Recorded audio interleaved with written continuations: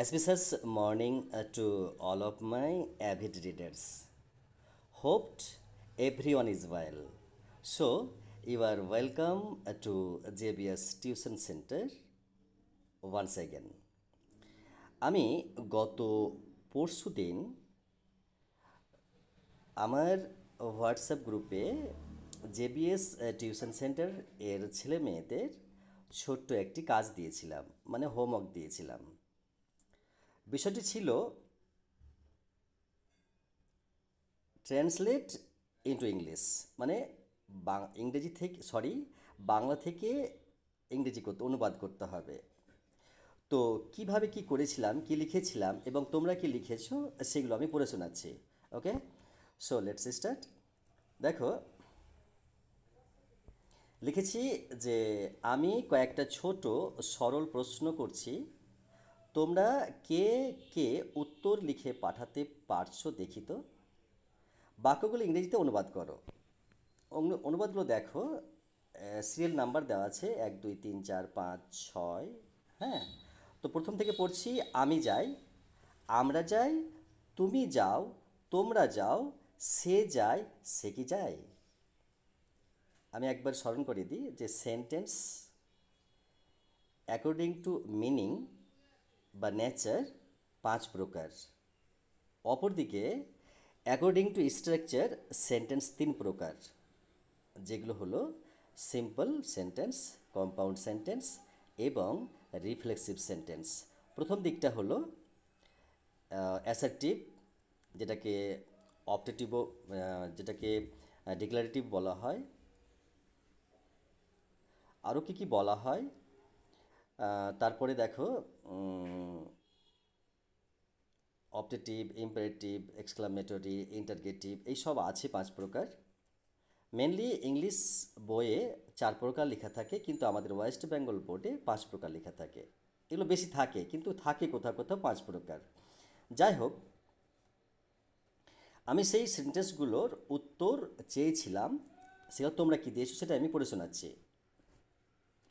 এবং শর্ত ছিল যেটা, যে প্রথম এবং সমস্ত উত্তর দাতাকে, মানে বিজয়ীকে একটি পেন উপহার দেয়া হবে।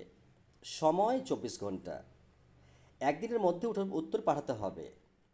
তারপরে এবং পরপর 3বার বিজেতা, যে বিজয়ী হবে আর কি, জিতবে। আমি প্রথমে একটি তোমাকে প্রশ্ন পাঠিয়েছি, যেটা এটা, আর আরও 2বার পাঠাবো। যে 3বার জিতবে তাকে একটি ব্যাগ উপহার দেওয়া হবে, সেটা কিন্তু ছোট একটি ভ্যানিটি ব্যাগের মতন একটি ছোট ব্যাগ উপহার দেওয়া হবে। ওকে, এরপর দেখো লিখেছিলাম এই শর্তগুলো, এগুলো আর আমি বলছি না। এবার দেখো, প্রথমে আমার একটা ক্লাসের পুরনো ছাত্র তোমার লিখে পাঠিয়েছে। যদিও এই যে নামগুলো লেখা আছে আমি একটু মার্ক করে নিচ্ছি। দেখো, লেখা আছে রেজাউল, পিয়া, টাইগার। এদের 3জনের মধ্যেই এই টাইগার ছেলেটা তো একদম বাচ্চা ছেলে, এগুলো পারবে না। আর দ্বিতীয়ত এই মেয়েটি যে পিয়া, সে 10-এ পড়ে, সে কিন্তু চেষ্টা করেনি এবং ও পাঠায়ওনি। কিন্তু এই ছেলেটা প্রথম পাঠিয়েছে, মানে ওর ভাই। তো কি পাঠিয়েছি আমি পড়ছি। নাম্বার 1, ও লিখেছে আই গো। এটা একটা কিন্তু সেন্টেন্স, আর সিম্পল সেন্টেন্স। তো আই গো, আমি যাই, শুনতে কিন্তু সঠিক বাক্য হয়ে গেছে, কিন্তু এখানে দুটো ভুল আছে। কি কি দেখো, যতগুলো সেন্টেন্স আছে বইয়ে হোক বা যেখানে তুমি ইংলিশ দেখবে, প্রথম সেন্টেন্স কিন্তু ক্যাপিটাল, মানে বড় হাতের অক্ষর দিয়ে শুরু হয়। তাহলে এখানে স্মল লেটার আছে, তাহলে প্রথমে একটি ভুল হয়ে গেছে। দ্বিতীয় প্রশ্নের উত্তর দিচ্ছি আমি। দ্বিতীয় বিষয়টি আমি উত্তর দিচ্ছি, যেমন এখানে ফুল স্টপ নেই। দেখো, যে কোনো সিম্পল সেন্টেন্সের শেষে কিন্তু ফুল স্টপ থাকতে হবে, তাহলে এখানে কিন্তু দুটো ভুল আছে। আসছি পরের প্রশ্নে। নাম্বার 2, লেখা আছে উই গো, মানে আমরা যাই। যদিও শুনতে উত্তর ঠিক, কিন্তু দেখতে উত্তর ভুল, এখানে ফুল স্টপ নেই, এখানেও ভুল আছে। নাম্বার 3, দেখো ইউ গো, মানে তুমি যাও। উত্তর ঠিক আছে, কিন্তু শর্ত সাপেক্ষ পাংচুয়েশন মার্ক, মানে ফুল স্টপ নেই। নাম্বার 4, লেখা ছিল কি তোমরা যাও, তাহলে ইয়োর গো। ইয়োর মানে তো তোমার। আমি একটা কথা বলতে বাধ্য হচ্ছি, মানে পরিস্থিতি বলা করাচ্ছে আমাকে, যে অ্যাকচুয়ালি যদি পার্টস অফ স্পিচের ধাপগুলো দেখি তাহলে 8 প্রকার আছে: noun, pronoun, verb, adverb, preposition, conjunction, interjection. কিন্তু এই প্রতিটি ধাপের কিন্তু আবার ক্লাসিফিকেশন আছে। যেমন নাউনকে 5 ভাগে ভাগ করে, ভার্বকে 2 ভাগে ভাগ করে, প্রোনাউনকে কোথাও 8 ভাগে ভাগ করে, কোথাও 10 ভাগে ভাগ করে। তো তাহলে এই ইওর কথাটা কিন্তু যদিও পজিটিভ প্রোনাউন, তাহলে এখানে কিন্তু তোমার, তোমার যাও, তাহলে এটা ভুল হয়ে গেছে। এখানে ইউ গো কথাটা কিন্তু সঠিক হতো, আর এখানে ফুল স্টপ লাগতো। কেননা ইউ শব্দটা মানে এই ওয়ার্ডটা সিঙ্গুলার এবং প্লুরাল মানে এক বচন এবং বহু বচন, একের জন্য বা একাধিক জনের ক্ষেত্রে কিন্তু এই ইউ ওয়ার্ডটি বসে, এই প্রোনাউনটি বসে। আমি বুঝিয়ে বলতে না পারলে বা তোমরা যদি বুঝতে না পারো আমাকে ফোন করো, অথবা আবার কিন্তু কমেন্ট সেকশনে লিখে পাঠাও। ওকে, আসছি পরের প্রশ্নে। দেখো নাম্বার 5 লেখা আছে হি গো, সরি, এক্সট্রিমলি সরি, হি গোজ লেখা আছে। উত্তর কিন্তু শুনতে ঠিক আছে কিন্তু দেখতে ভুল আছে। কি দেখো তো, আমি বলেছি কি প্রথম যে কোনো সেন্টেন্স, কাইন্ডস অফ সেন্টেন্স হোক, স্ট্রাকচার সেন্টেন্স হোক, প্রতিটা সেন্টেন্স কিন্তু শুরু করতে গেলে মানে স্টার্টিং করতে গেলে ক্যাপিটাল লেটার দিয়ে শুরু করতে হবে।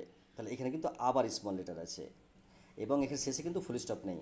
সুতরাং এখানে কিন্তু দুটো ভুল আছে।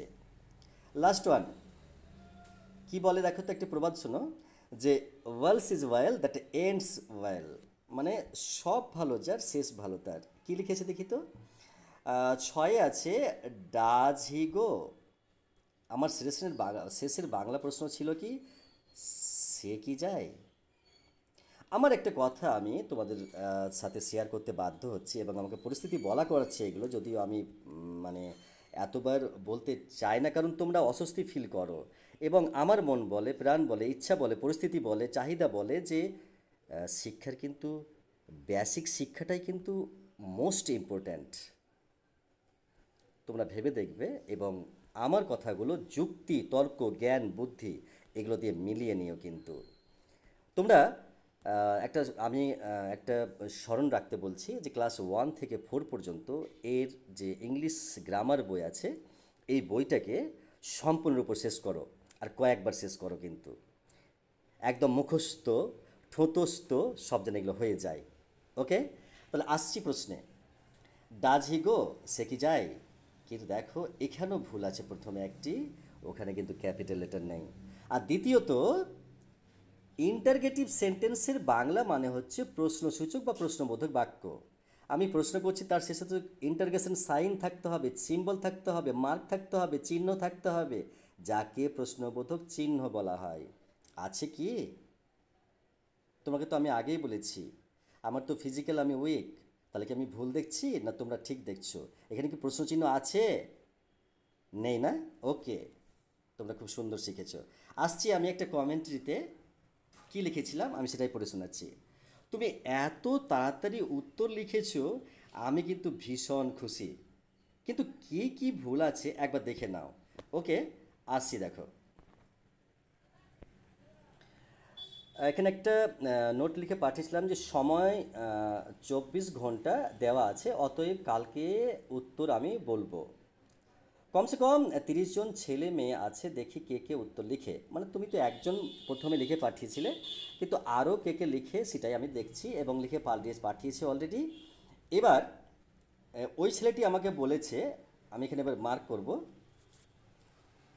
ওই ছেলেটি আমাকে লিখে পাঠিয়েছে রেজাউল, যে কি ভুল আছে এখানে। যদি একটা কোশ্চেন চিহ্ন হতো তো যাই হোক, কী চিহ্ন ভুল আছে আমি তো আগে বলবো না। আমি তো প্রথমেই বলেছিলাম যে আমি 24 ঘন্টা সময় চেয়েছি। আমি প্রাথমিক অ্যাবিলিটি মানে যোগ্যতা উপরে বেশি জোর দিয়ে, কারণ বেস মজবুত করার জন্য। আমি আরও একবার কথাটা রিপিট করছি যে দেখো, শিক্ষার কিন্তু প্রথম ধাপগুলো মানে গুণাটাই মজবুত হওয়া দরকার আছে।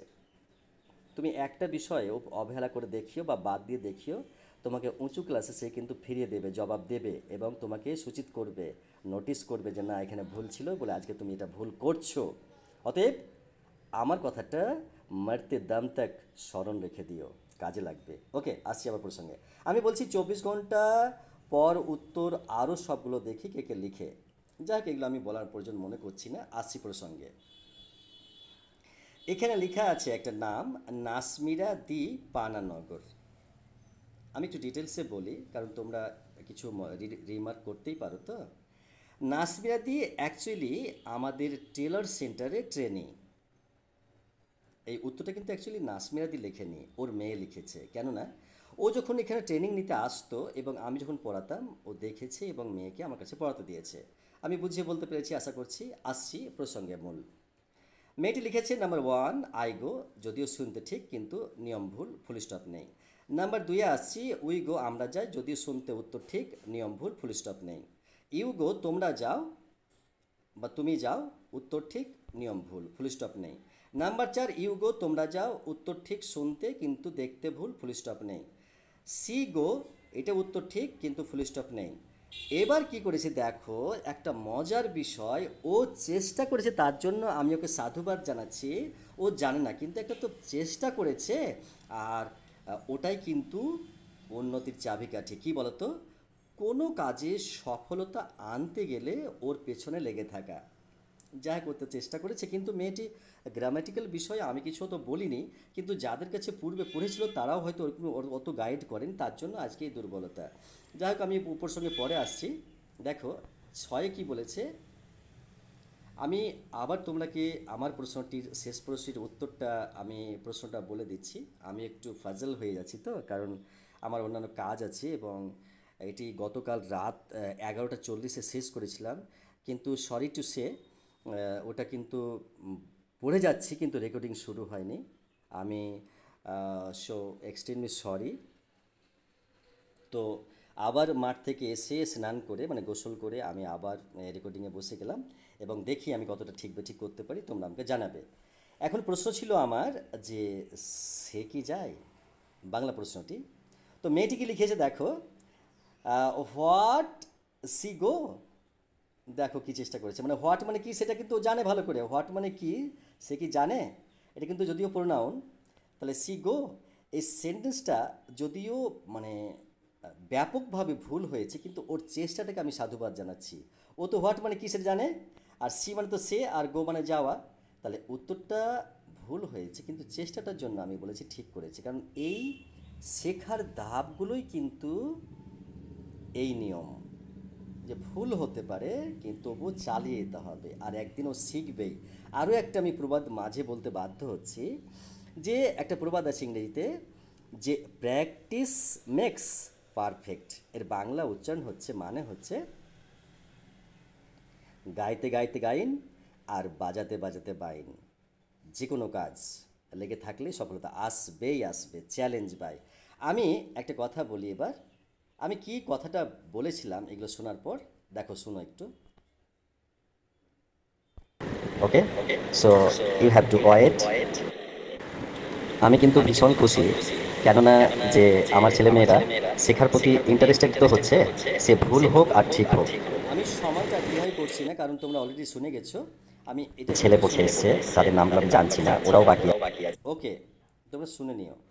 এরপর দেখো, আমাকে মাঝে একটা আমার ফোন আসছে, মানে ডক্টরদা আমাকে ফোন করেছিল, মানে কমেন্টরি করেছিল যে আজকে জেবিএস টিউশন সেন্টারে লাস্ট পড়ানো হবে। এটা আমি করেছিলাম, কিন্তু বলেছিল কি যে আজকে কখন টিউশন হবে।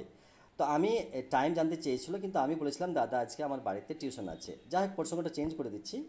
এবার দেখো, হার্টস বলে একটা ছেলে লিখেছে। সেই ছেলেটা কি লিখেছে আমি মার্ক ওয়াইজ করে বলে দিচ্ছি।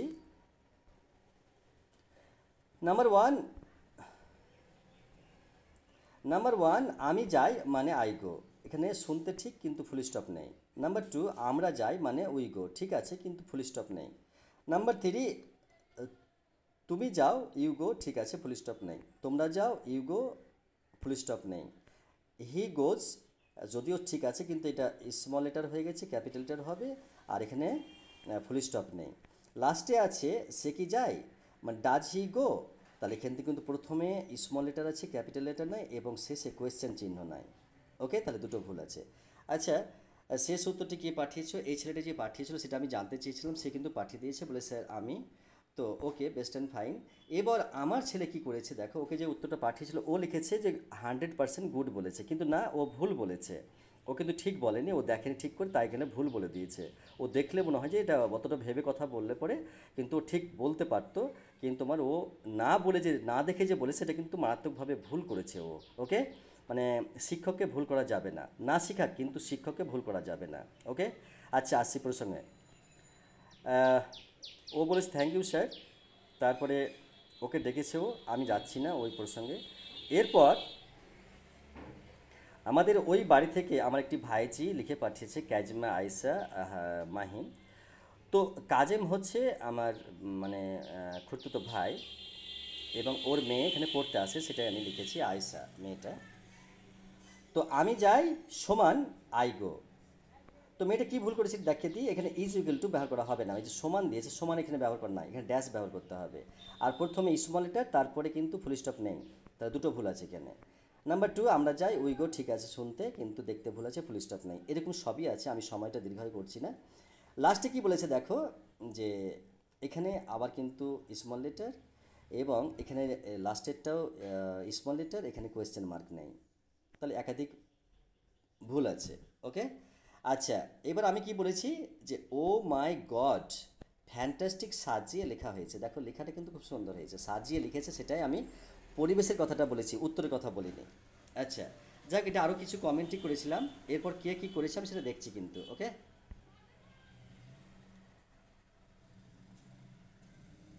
সরি, এক্সট্রিমলি সরি, আর দেখতে পেলাম না।